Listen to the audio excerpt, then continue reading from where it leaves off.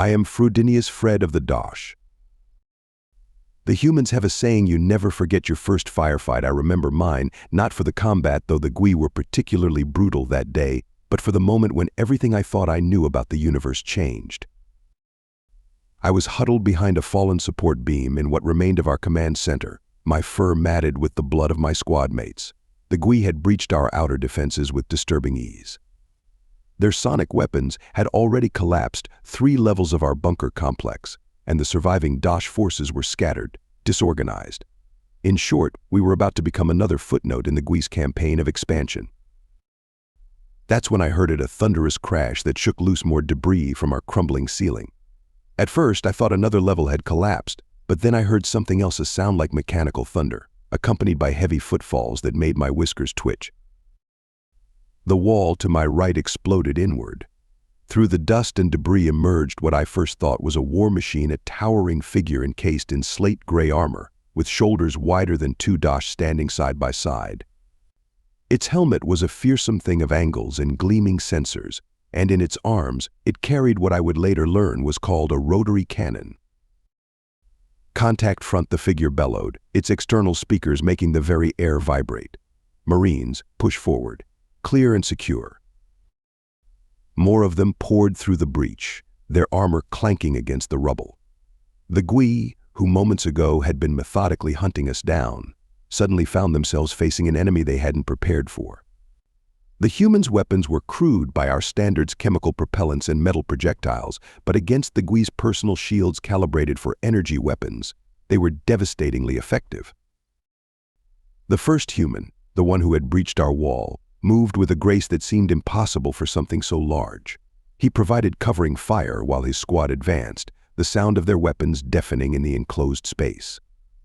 I watched, transfixed, as they systematically eliminated the Gui assault force. When the dust settled, that same human approached me. His helmet retracted, another surprise, as I didn't expect their armor to be so sophisticated, revealing a face that I would come to know well. He had dark skin, close-cropped hair, and eyes that somehow managed to be both fierce and kind. "You okay there, little buddy?" he asked, kneeling down. Even kneeling, he towered over me. "I'm Gunnery Sergeant Jackson Krupp, United Earth Marine Corps. We picked up your distress signal." I tried to respond formally, to give him my full name and rank as protocol demanded, but I was shaking too hard. He just smiled and said, "Tell you what, I'll call you Fred. Easier for everyone." That was the moment my life changed. In the following days, I learned that humans had finally decided to join the galactic community, and they had chosen to do so by answering the Dosh distress calls that the other races had ignored. They called it making an entrance. I also learned about their concept of a life debt. Jackson insisted it wasn't necessary just doing my job, he'd said, but some traditions transcend species. I swore to follow him, to learn from him, to understand how his people could be so fearsome yet so willing to help others. That was 5 cycles ago. Since then, I've watched Jackson transition from a Marine to a colonial pioneer, though he still wears his power armor, now modified for construction work. The humans are endlessly adaptable like that. And now, as we approach another challenge, another world to be transformed, I understand that the same determination that made them fearsome warriors makes them incredible builders. Jackson still calls me Fred. Everyone does now, and I wouldn't have it any other way. The first time I saw New Mars, I couldn't understand the humans' excitement. Another dead rock, I thought, watching them crowd around the observation deck's massive windows. Their colony ships, repurposed warships from their brief but decisive role in the Gui-Dosh conflict, hung in high orbit like patient predators. "Look at those formations." Fred Jackson's voice carried the same enthusiasm he once reserved for testing new weapons systems. He stood beside me in his power armor, the construction modifications giving him an almost bulbous appearance compared to the sleek war configuration I remembered. "Reminds me of Val's Marineris back home." Actually came a grating voice from behind us. "The geological formations are approximately 3.2% steeper than those found in Val's Marineris, making them significantly different from a terraforming perspective." I turned to see Professor Kane approaching, her tablet held before her like a shield of self-importance.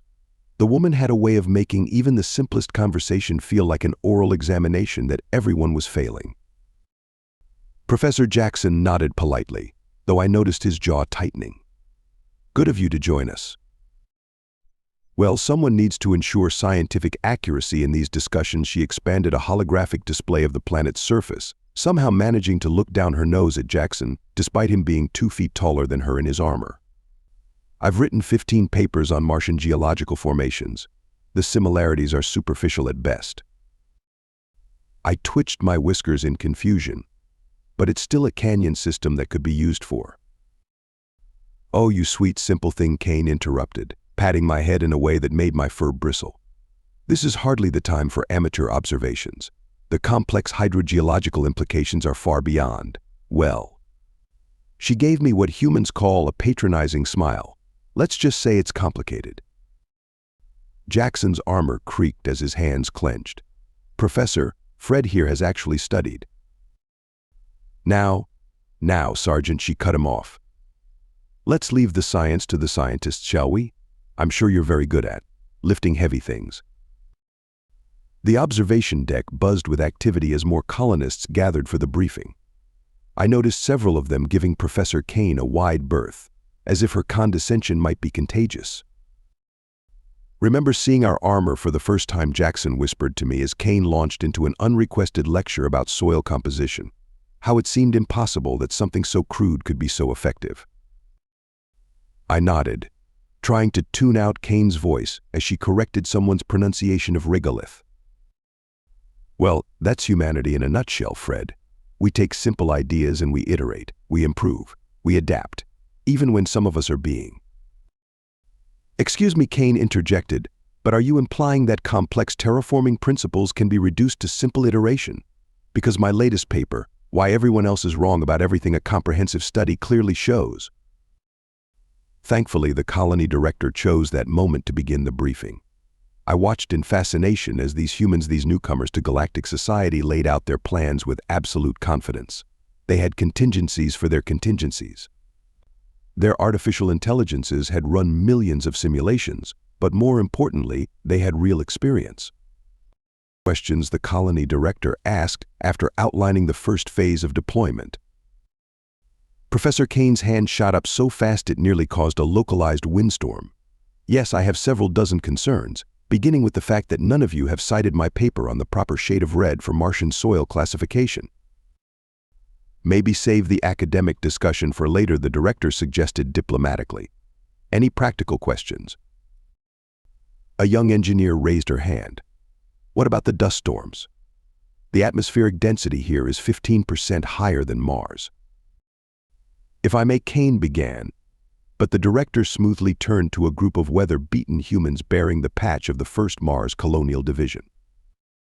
"Our Martian veterans will be training teams on enhanced dust mitigation protocols," he said firmly. Kane's expression suggested she'd just bitten into something sour. Later, as we returned to our quarters to prepare for the landing, I found myself staring at the rust-red world below. "Still thinking it's just a dead rock?" Jackson asked. "No," I replied honestly. "Now I'm thinking it's a canvas. And you humans are the artists." Actually, Kane's voice carried down the corridor. "The metaphor of artistic canvas is entirely inappropriate for discussing planetary transformation. As I explained in my paper, Why Metaphors Are Wrong, and I'm right." Jackson laughed, that booming sound that still reminds me of that day he crashed through the wall to save me. "Artists? Nah, Fred, we're more like gardeners. Speaking of which, you might want to pack your bags. We've got a lot of gardening to do." "Gardening is an oversimplification," echoed down the corridor.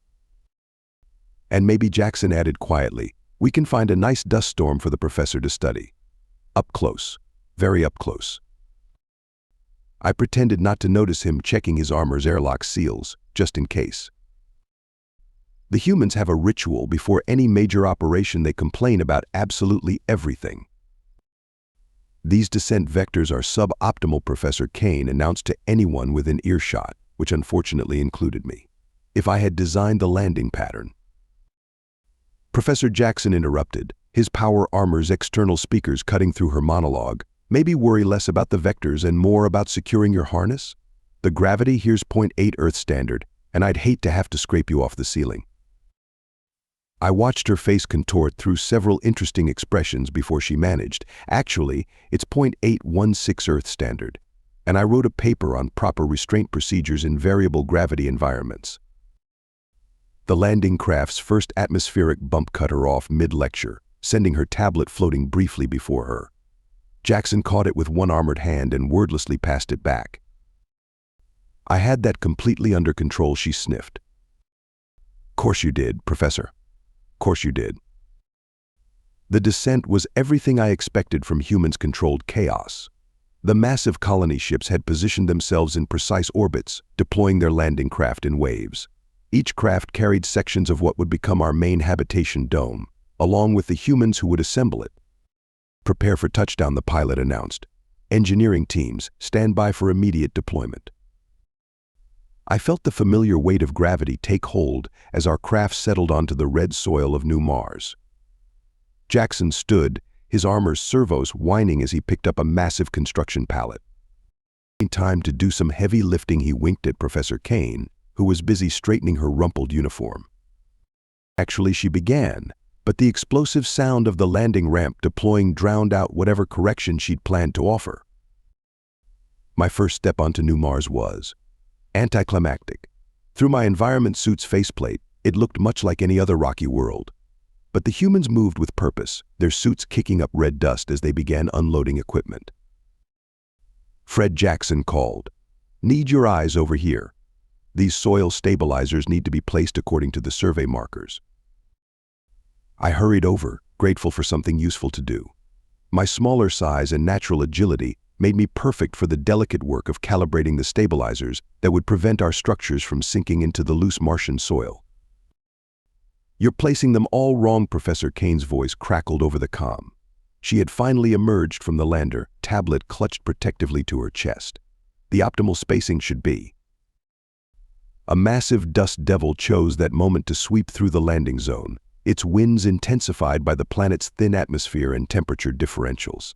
Kane's squeak of surprise as she was knocked off her feet was mercifully private, thanks to her closing the comm channel. Jackson caught her before she could tumble very far, setting her back on her feet with exaggerated gentleness. "Might want to activate your magnetic boots, Professor. As I'm sure you mentioned in one of your papers, the weather here can be a bit unpredictable." That is. Of course I was about to. She jabbed at her boot controls, finally achieving a solid stance. "I was merely testing the wind resistance factors." "Of course you were, Ma. I am." The next 12 hours were a blur of activity. I watched in amazement as the humans deployed their prefabricated structures with military precision. What had once been a barren plain became a growing maze of interconnected modules. Jackson and his fellow powered armor operators handled the heavy lifting, moving massive structural pieces into place while engineers and technicians secured them. Even Professor Kane proved useful, though not perhaps in the way she intended. Her constant corrections and critiques of everyone's work meant that each component was checked and rechecked, even if it was just to prove her wrong. "The atmospheric processor's filtration angle is off by 0.3 degrees, she announced late in the day. "Good catch," the lead engineer replied, not looking up from his work. "Why don't you document that while we finish the actual installation?" The first pressurized chamber was completed just as the system's primary sun was setting. I stood with Jackson, watching through the thick windows as humans removed their helmets inside, breathing recycled air but breathing nonetheless. "First breath on a new world," Jackson said quietly. "Never gets old." Actually, Kane began. Appearing beside us, this is technically not the first breath, as the construction crews have been cycling through the airlocks of their powered suits all day, meaning. The sudden hiss of an airlock cycling interrupted her. The inner door opened, and the colony director emerged. "Professor Kane," he called out, "we need your expertise. There's an urgent matter regarding the proper color classification of the soil samples we've collected. It's a crisis only you can solve." As Kane hurried off importantly, the director caught my eye and winked. Jackson's laugh rumbled through his armor. You know, I said, watching the professor disappear into the airlock, I'm beginning to understand why humans are so successful at colonization. Oh, Jackson began powering down his suit for the day. Why's that? Because you're all slightly insane. Actually, Jackson mimicked Kane's tone perfectly. We prefer the term adaptably eccentric. In the distance, we could hear the professor's muffled voice beginning what was sure to be a lengthy dissertation on the proper terminology for human psychological classifications. But inside the first completed module of humanity's newest colony, someone had already started playing music and passing around packets of what they called coffee. Another day, another world made habitable. For humans, it really was that simple. Even if some of them insisted on making it complicated. The soil processors are completely non-functional, Professor Kane declared, waving her tablet like a weapon. And I specifically wrote in my paper potential failures in Martian soil processing, an exhaustive 1,200-page analysis that. Professor Jackson interrupted, his voice tight with forced patience. We know they're not working. What we need are solutions, not citations. We stood in the colony's main control center, watching as red warning lights flickered across the monitoring screens. The soil processors, massive machines designed to extract water ice and nutrients from the Martian soil, had begun failing one by one, threatening the colony's entire terraforming timeline. Actually, Kane began, but the colony director cut her off. Professor, please. What exactly is wrong with them? Kane's expression shifted from indignant to thoughtful. The filtration systems are clogging much faster than they should. The particulate matter in the soil here is different, more crystalline, more reactive. It's forming compounds that our systems weren't designed to handle. I watched the humans around the room exchange glances. This was the kind of problem that would have sent my people scrambling for committees and advisory boards. But humans. Right, Jackson said, already heading for his power armor. Fred, grab your kit. Professor, you're with me. I most certainly am not. The statistical probability of finding a solution in these conditions is. Look, Jackson's armor whirred as he turned to face her. You're the one who knows exactly how these particles are different. We need your brain out there. Unless all those papers you wrote were just theory. I had to admire his strategy. Nothing motivated Professor Kane like the chance to prove her expertise. Well, she sniffed, already reaching for her environment suit. I suppose someone needs to document this properly. The dust storm hit us halfway to the processor array. Red-brown clouds reduced visibility to arm's length, and the wind howled around us like angry Gui warriors. Jackson led our small team through the maelstrom, his armor's enhanced sensors plotting a safe path. The crystalline structures are fascinating, Kane shouted over the comm, somehow managing to sound condescending even through the howling wind. The interaction with our filtration systems is creating a novel form of. A particularly strong gust knocked her off her feet. Again. This time I caught her, my smaller frame better suited to the wind resistance. Thank you, she said stiffly. Though I had the situation well in hand. Course you did, Professor Jackson and I said in unison. The processor array loomed before us, massive shapes in the storm. Jackson began removing access panels while I set up portable lighting. Kane, to her credit, immediately began taking readings with her instruments. This is remarkable, she muttered, for once too focused to remind us of her many published works. The crystal structures are adapting to our filtration attempts, almost like they're learning. Learning to clog our machines, Jackson grunted, his armor straining as he replaced a blocked filter. Not exactly the kind of education we were hoping for. No, you don't understand, Kane said, and something in her voice made us both turn. They're not just clogging the machines, they're reorganizing themselves, becoming more efficient at it with each cycle. I've never seen anything like this. That's not in any of your papers, I asked innocently. She actually laughed. No, Fred, this is entirely new. She looked up at Jackson. We need to reverse the polarity of the electromagnetic filters, not to stop the crystals but to work with them, guide their reorganization. You want us to cooperate with the dirt? Jackson asked. Actually, And this time her tone was excited rather than condescending. "I want us to dance with it." What followed was one of the strangest engineering operations I've ever witnessed. Kane directed us in reconfiguring the processors, turning them into what she called crystal guidance systems. Instead of fighting the peculiar properties of the Martian soil, we began working with them. "It's like teaching them to waltz instead of wrestling them," Kane explained, her usual smugness replaced by genuine enthusiasm. "See how the flow patterns are stabilizing." 6 hours later, we had the first processor back online, running at 150% of its original efficiency. The crystal structures that had been clogging our filters were now helping to separate water ice and nutrients more effectively than our original designs. As we waited for our pickup back to the main dome, Kane was unusually quiet. "Something wrong?" Professor Jackson asked. "No papers to quote." "I may need to write some new ones," she admitted. "It seems there are still some things that can't be learned from pure theory." "Actually," Jackson said, and I could hear the smile in his voice, "I think that might be worth a paper or two." The storm was beginning to clear as our transport arrived. Through breaks in the clouds, we could see the stars, the same stars I'd seen when I first met these strange, determined humans. "You know," Kane said thoughtfully, "I never properly thanked you for saving our colony." "You mean for implementing your brilliant solution," Jackson replied. "Yes," well, she straightened her dust-covered uniform. "The implementation was adequate for amateurs."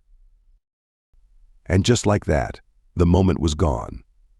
But as we rode back to the dome, I noticed Kane was taking notes on how Jackson's power armor had performed in the storm. Perhaps for a paper, perhaps for improvements to the design. Sometimes the biggest discoveries aren't about the planet you're colonizing, but about the people you're colonizing it with. Even if some of them have published several highly cited papers explaining why you're wrong about that. "Absolutely not," Professor Kane declared, staring at the holographic display of yet another barren world. "We haven't even finished establishing this colony, and you want to start another? The very notion is exciting, isn't it?" Jackson grinned, his power armor freshly painted with the new Mars Colonial Division insignia. "Just think of all the papers you could write, Professor. A comparative analysis of multiple colonial endeavors, Why I Was Right About Everything, Volume 1. I watched as Kane's expression shifted from outrage to consideration. After our experience with the crystal soil processors, something had changed in her. Oh, she was still insufferably convinced of her own brilliance, but now it was tempered with. Was that actually humor in her eyes? "Actually," she said, emphasizing the word she knew we all mentally counted her using, "a comparative study of initial colonial developments could prove quite fascinating." She paused, then added with a small smile, "And someone needs to ensure you don't bumble your way through another soil crisis." Bumble Jackson placed an armored hand over his heart in mock offense. "Professor, I seem to recall a certain someone getting blown over by the wind. Twice. I was conducting impromptu atmospheric density experiments." "Course you were, Professor. Course you were." The main dome of our colony stretched above us, a testament to human engineering and determination. Through its transparent sections, we could see the first hints of green in the experimental agricultural pods. The crystal-enhanced soil processors had exceeded all expectations, though Kane had written 17 papers explaining why she'd known they would all along. Fred Jackson turned to me. "You've been quiet. What do you think about this new world they found?" I studied the hologram floating before us. Another dead rock, by most species standards. Harsh and unforgiving, like the battlefield where I'd first met these remarkable humans. "I think," I said carefully, "that 5 cycles ago, I wouldn't have understood why anyone would want to go there." I gestured at the dome around us. "But now I understand something about humans that I don't think the rest of the galaxy has figured out yet." O'Kane raised an eyebrow. "And what profound insight have you gained into human nature?" "Because I've written several papers on xenopsychological observations." "You don't just survive," I interrupted, surprising myself and her. "You don't just adapt, you transform. You take places that should kill you and you turn them into homes. Not because you have to, but because you want to. Because every hostile world, every barren rock, Every impossible challenge is just another opportunity to learn, to grow, to discover. Kane opened her mouth, probably to cite another paper, then closed it. Jackson was nodding slowly. The Gui thought we were primitive, I continued, warming to my subject. They thought our weapons were crude, our ships inelegant, our technology unsophisticated. But they didn't understand. Nobody did. Everything humans build, every tool you create, comes from this desire to reach out, to touch the impossible, to make it possible. Actually, Kane said softly, that's not a bad analysis.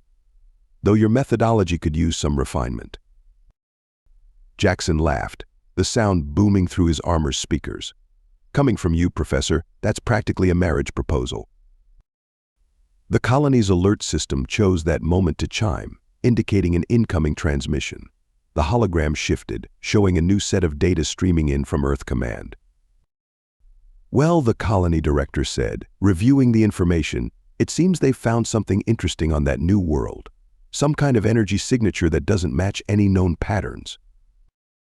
Probably just sensor ghosts, Kane began, but I could see the gleam in her eyes. Though, we should probably investigate. For scientific accuracy, of course. Of course, Jackson agreed. Nothing to do with the fact that you could be the first to document an entirely new phenomenon.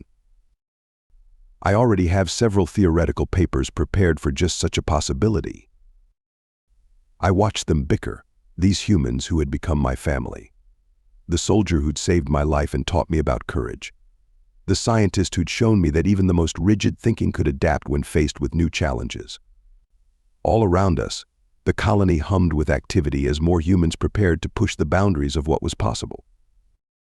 So Fred Jackson turned to me, his expression serious, ready for another adventure. I thought about the day he'd crashed through that wall, power armor gleaming, impossibly brave and determined. I thought about how far we'd come since then, about all the impossibilities humans had casually turned into facts. Actually, I said, making both Kane and Jackson burst out laughing, I think I am. Above us, through the dome's transparent panels, the stars beckoned. Somewhere out there was another world waiting to be transformed, another challenge to be overcome, another discovery to be made. And humans, being humans, would face it all with their unique combination of careful planning, rigorous science, and what Professor Kane called absolutely reckless determination to ignore statistical probabilities. She'd written a paper about that too. But that's another story. Thank you so much for listening to this story. I hope you loved it. Please remember to subscribe if you did like it so you can see more videos like this.